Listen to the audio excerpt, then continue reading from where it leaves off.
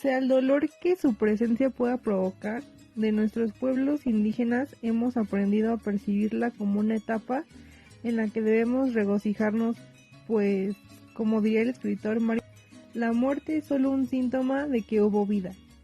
Como prueba de esto, los mexicanos tenemos el festejo conocido como Día de Muertos, la cual es una celebración tradicional mexicana que honra a los muertos.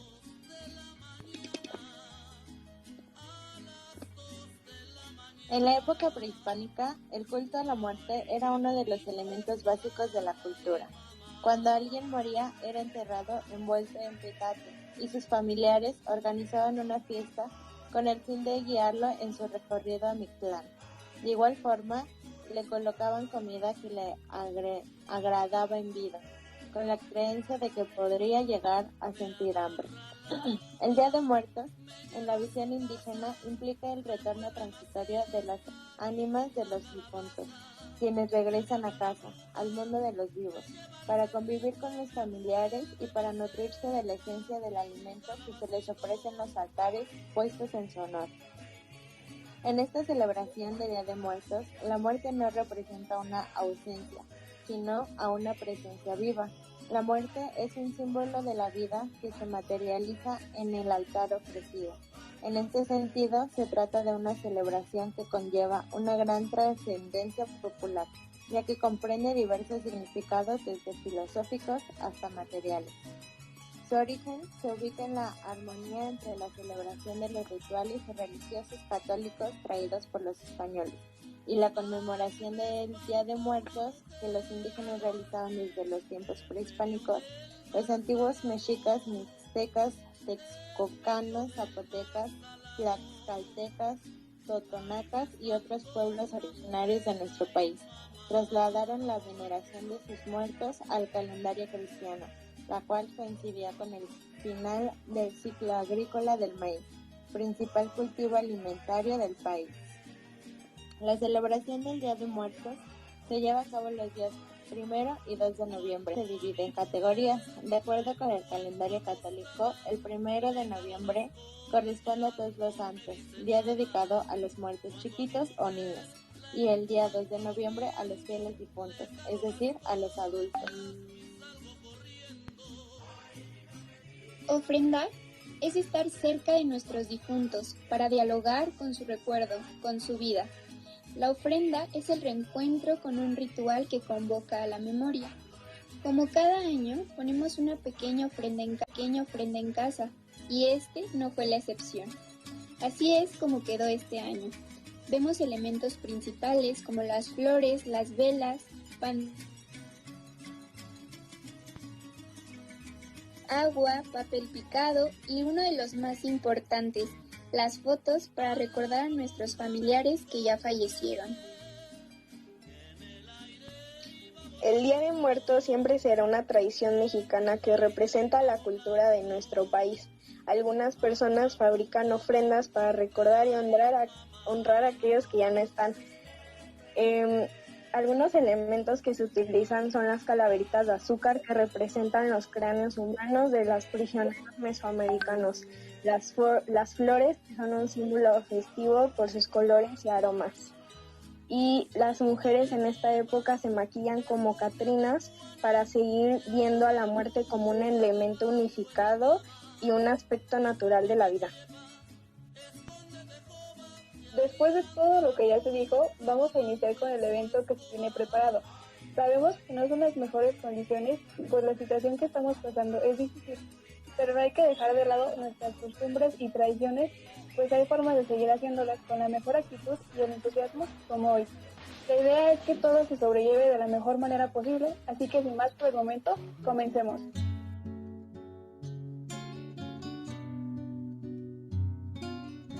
La historia de la Catrina en México empieza durante los gobiernos de Benito Juárez, Sebastián Lerdo de Tejada y Porfirio Díaz. En estos periodos empezaron a popularizar textos escritos por la clase media en donde criticaban la situación del país, así como a las clases privilegiadas. Los escritos eran redactados de manera burlona y acompañados de dibujos de cráneos y esqueletos. Dichos escritos se empezaron a reproducir en los periódicos.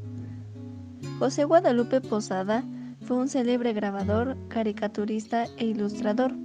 Sus críticas sociales evidenciaban las situaciones de desigualdad e injusticia en el país y en la sociedad porfiriana. Lo llevaron a ser famoso también por sus dibujos de calacas que ilustraban los corridos. Es por ello que sus calaveras, bautizadas en un principio y por él mismo como la calavera garbancera, representaban al pueblo, a su carácter desenfadado y la situación de la época, aunque hoy se les asocia más con el Día de Muertos. Un garbancero es aquella persona que, a pesar de tener sangre indígena, pretendía ser europeo y renegaba su propia cultura. Por ello, su calavera con sombrero representa al que pretende aparentar lo que no es. Años más tarde, la influencia de la obra de Posada le llegó a Diego Rivera, quien adoptó el concepto bautizándola como Catrina y le añadió nuevos atributos como ropa, porte y elegancia. En la actualidad, la Catrina sigue siendo una invención popular y ha salido de los límites del lienzo o el grabado para ser parte de la cultura viva mexicana, de sus usos y de sus costumbres, pues se ha vuelto una artesanía que resalta la riqueza formal y espiritual del país. La Catrina se convirtió en el icono que identifica la celebración del Día de Muertos en México y es una figura conocida en todo el mundo. La Catrina. Las Catrinas son calaveras vestidas con ropas de gala, bebiendo pulque, montadas a caballo, en fiestas de la alta sociedad o de un barrio, todas para retratar la miseria, los errores políticos, la hipocresía de una sociedad, etc. La vestimenta de las Catrinas consta de un tocado, el cual va en la cabeza y se tiene dos opciones. Puede ser un sombrero elegante o varias flores que decoren el peinado. El vestido. El disfraz tradicional de la Catrina es con vestidos largos de la época colonial. Sin embargo, también se recomienda usar ropa que se tenga en el armario, ya que es un disfraz casero. Quedan muy bien los vestidos largos de color negro, combinaciones de faldas largas y blusas de mangas. Si se busca algo más novedoso, se puede pensar en algún conjunto de color blanco, de algodón, y si se tiene bordados, mucho mejor. El maquillaje de la Catrina tiene que ser elegido dependiendo de lo que se busque retratar, algo más colorido o algo más sobrio. Y esto puede ir desde la Catrina clásica, con sus colores representativos, hasta una Catrina en colores neón. Los colores usuales para la vestimenta y el maquillaje son el negro, el blanco, el rojo, el violeta y el azul. Además, se recomienda elegir botas o zapatos con tacón alto y siempre de color oscuro que represente lo que la Catrina representa para la cultura. Maquillajes de Catrina. Actualmente no todos conocen su origen, pero la imagen de la Catrina es bastante conocida. En relación al Día de Muertos, vemos dibujos de Catrinas, niños que se visten como estas, o quienes escriben las famosas calaveritas literarias para burlarse de algún personaje, y claro, la muerte. Además, con la globalización hay muchas fiestas y costumbres que terminan por ser adoptadas en países que poco o nada tienen que ver con el origen de estas. Así se observa una mezcla entre dos culturas, como podría ser el Día de Muertos y Halloween. Las fiestas de Halloween comunes en algunos lugares del mundo son pretexto para tan solo ir a una fiesta y vestirse de cualquier personaje. El maquillaje de Catrina y Catrín son las caracterizaciones que tienen más demanda durante esta época del año, y su proceso de elaboración puede variar de 20 o 30 minutos hasta 2 horas, siendo uno de los disfraces más laboriosos y elegantes. Generalmente se inicia trabajando sobre una base blanca que puede modularse para conseguir dimensiones precisas en el rostro. Esta puede ser base agua o tener textura cremosa. Posteriormente se dibujan las cuencas de los ojos, delineando con un lápiz negro y rellenando con el mismo color, o bien con degradados de diferentes colores. En la nariz se dibuja un corazón invertido, color negro, y para finalizar se dibujará la boca de la calavera cosida y cerrada. Puede aplicarse sombra negra para el delineado para sellar. El negro se utiliza para realizar contornos sombreados y detalles. Finalmente se le da color al rostro y se le decora con muchos detalles llamativos. Pueden dibujarse pétalos alrededor de las cuencas de los ojos y se decora la frente y barbilla con grecas, flores, corazones finos y elegantes. Para darle un toque brillante de look se puede agregar diamantina de colores, lentejuelas, pedrería o cristales. La leyenda de las gemelas. Les preparó el almuerzo y salieron a la calle apresuradas. Como cada día, llevaba a sus hijas gemelas al colegio. Caminaban tarareando una canción y cogidas de la mano cuando el teléfono sonó desde su bolso. Era del trabajo. Respondió rápidamente y su interlocutor le pidió que acudiera de inmediato a la oficina. Había ocurrido algo grave, así que decidió que las niñas continuaran solas. Conocían bien el camino. Las besó en la frente y emprendió la ruta de vuelta. Solo dio 20 pasos. A sus espaldas, el ruido de un fuerte golpe seguido de un frenazo hizo que volteara la cabeza con una expresión de horror en el rostro. Los cuerpos de las dos pequeñas yacían inertes bajo un camión. Todavía estaban cogidas de la mano. La mujer se sumió en una profunda depresión de la que consiguió salir con un nuevo embarazo. Por ironía del destino, en su vientre estaban cobrando vida dos niñas gemelas. Cuando dio a luz, el asombroso parecido con sus hijas fallecidas sorprendió a más de un vecino. A medida que las pequeñas crecían, la madre se volvió más y más protectora. Le aterrorizaba la idea de que pudiera perderlas. Un día, de camino al colegio, las hermanas se adelantaron y corrían ante la atenta mirada de la mujer. En cuanto pusieron un pie en el asfalto, una férrea mano las detuvo con brusquedad. Entre sollozos desconsolados, su madre les rogó que no cruzaran nunca sin su permiso. No pensábamos en hacerlo. Ya nos atropellaron una vez, mamá. No volverá a ocurrir. Desde entonces, algunos viajeros aseguran que al pasar por ese tramo unas interferencias se cuelan en la radio y se oye una misteriosa melodía, el tarareo de unas niñas.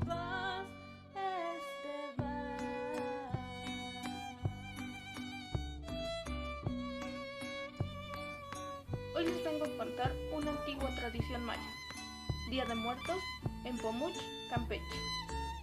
Esto va más allá de ofrecer dulces y comida a los difuntos. Se trata de sacar sus huesos, limpiarlos y convivir con ellos. Los difuntos son un eslabón en la cadena familiar, por eso es tan importante preservar sus restos. La tradición dicta que no se pueden profanar las tumbas antes de los 3 años. Pasando ese tiempo, los huesos se sacan, se limpian y se convive con ellos antes de ponerlos en un nicho que les permita sentir el aire para purificarse. Mientras se realiza este proceso, los familiares platican con los difuntos como si los tuvieran ahí cerca. Si bien es una tradición poco común y poco conocida, no deja de ser espectacular.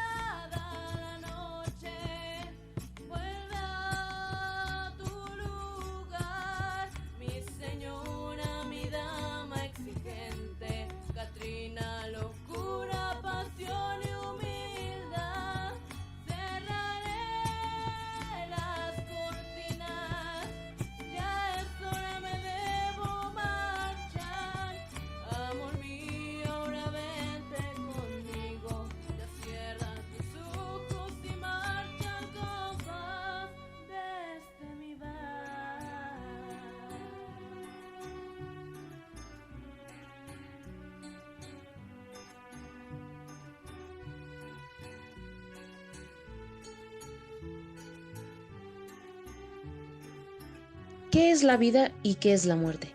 ¿Vivo? De manera que tengo posibilidad de permanecer en el tablero. ¿Muerto? Ser capturado.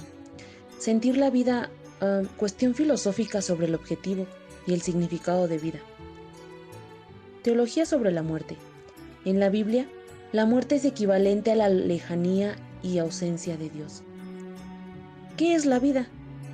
Es la mezcla entre la filosofía y la religión en la existencia, la conciencia y la felicidad, afectando cuestiones como significado simbólico, la ontología, el valor, el propósito, la ética, el bien y el mal, los conceptos de Dios, la existencia de Dios, el alma y el más allá. ¿Qué es la muerte? Cesación de la vida, imposibilidad orgánica de sostener el proceso homeostático. La muerte se puede originar por enfermedades, suicidio, homicidio, como muerte violenta. ¿Qué es estar muerto en vida? Confesarse sentir vacío y aburrido con su vida doméstica. Las calaveritas literarias son parte de la tradición mexicana, especialmente durante la época de Día de Muertos. Y ahora les daremos unos ejemplos. La abuelita en una silla bordaba, en una cama leía. Era mi abuelita que su suerte no sabía. La calaca muy astuta ya sus planes le tenía. Ese día de un infarto su alma se llevaría. Pobre de mi abuelita, con la flaca se me fue. Era de las de antes, hasta cosía, ¿cómo ves? Majo se reía de la muerte mientras comía, pero su abuela siempre decía, la muerte llega de repente, no te rías. Ella preocupada reía y comía. La abuela preocupada le decía, no te rías, niña mía, y deja de estar picando su sandía, o no terminarás el día. Entre risa y espantos continuó ese día. Llegó la noche y a Majo el estómago le dolía. Te lo dije, niña mía, deja de comer sandía. Majo ya no reía, ahora solo sufría, porque mucho dolor sentía, al saber que la Catrina se la llevaría. La suegra, con singular sutileza, su nariz en todo metía. Para suerte de la nuera, la calaca la quería. Pobre de la suegra metiche, su vida le arrebató, pues la muerte sin vergüenza, sin pensarlo se la llevó. La maestra bailaba con sus alumnos, mientras Día de Muertos festejaba. No se percataron que de lejos la muerte los miraba. Se acercó la parca silenciosa y pidió una melodía cadenciosa para bailar, los huesos hacer sonar. Los libros quedaron guardados, las ciencias no estudiaron, y a la hora del examen todos reprobaron. Ni modo, dijo burlona, la condenada pelona, con las calificaciones muertas, la dientona está contenta. La muerte vaga, distraída, hasta que de pronto lo vio. Era el hombre que quería y a Sonia se lo robó. Mas ella poco dispuesta estaba a dejárselo arrebatar, y con la muerte negociaba su amor por la eternidad. Ahora Sonia feliz descansa con su amor en el más allá. Juntos el uno al otro ni la muerte los pudo separar. El novio, en la escuela lo veía, en la calle lo seguía, la calaca muy coqueta, en sus brazos lo quería. No te lleves a mi novio, no seas liosa ni cretina, que mi novio es solo mío, busca el tuyo atrevida. El viejo panzón. La muerte está antojada y a una casa blanca llegó. Preguntó por galletas Oreo y solo chetos encontró. Olía como echaba a perder. La muerte casi se vomitaba. No sabía si echarse a correr o quedarse a ver si limpiaba. Salió un hombre panzón con los pelos amarillos. Traía un sándwich en una mano y en la otra unos pepinillos. ¿Qué tiempos eran aquellos de cuando galletas Oreo había? La casa no olía sucio y la muerte asco no tenía. La muerte muy enojada al viejo panzón se llevó, lo derritió en puro ácido y para siempre lo desapareció. En una noche oscura, de terrible tempestad, allá con la estilista comenzaron a llegar. La Catrina y su séquito se quería arreglar, con tinte, uñas y fleco querían impresionar.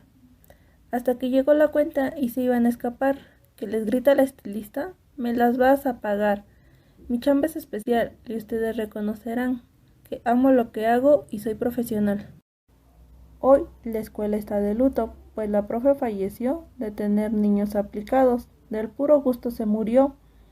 La muerte la estaba esperando y hasta cohetes quería echar, porque dicen que la profe un reventón en el panteón quiere organizar.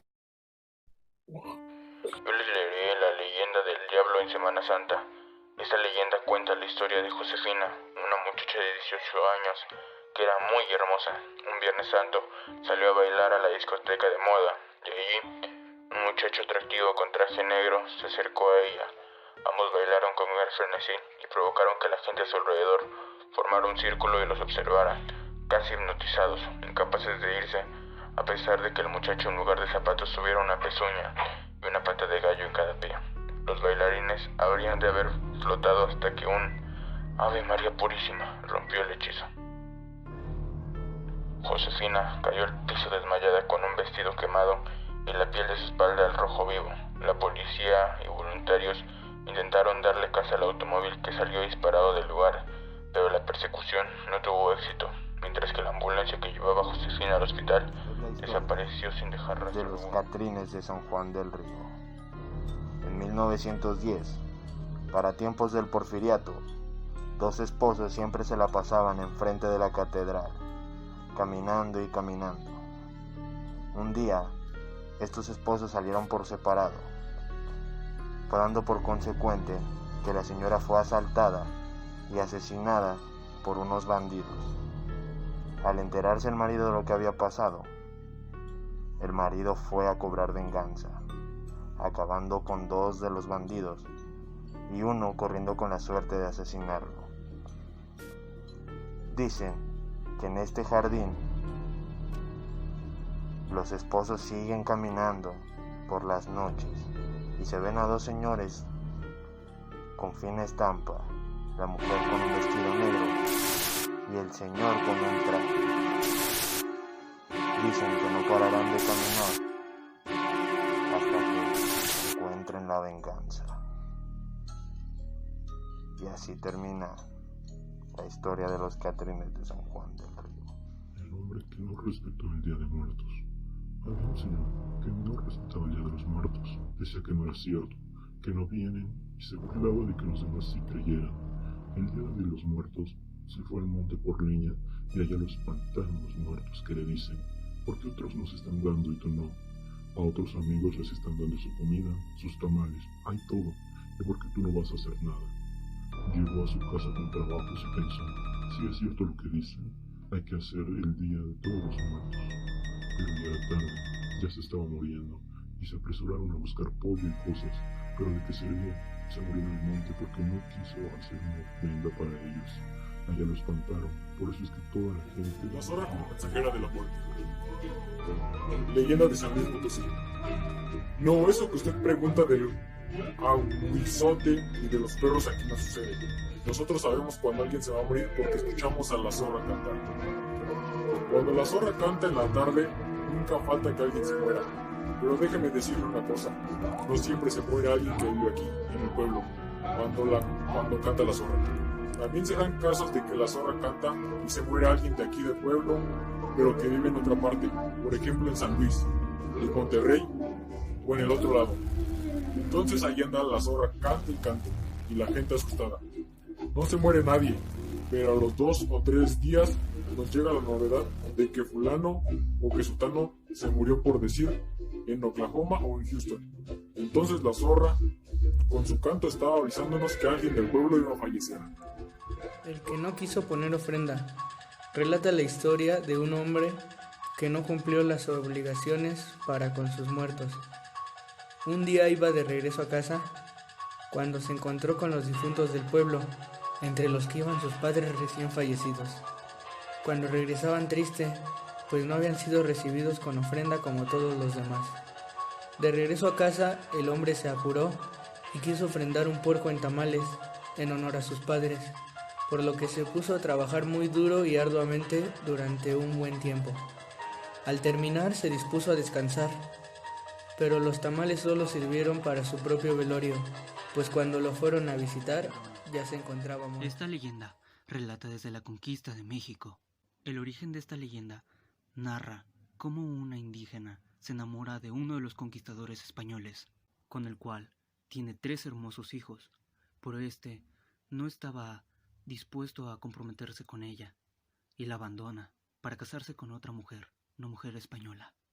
La pobre mujer indígena, al enterarse de esto, al enterarse de que su amado la había abandonado, presa del dolor y de la angustia, ahoga a sus 3 hijos en uno de los ríos del pueblo donde vivía.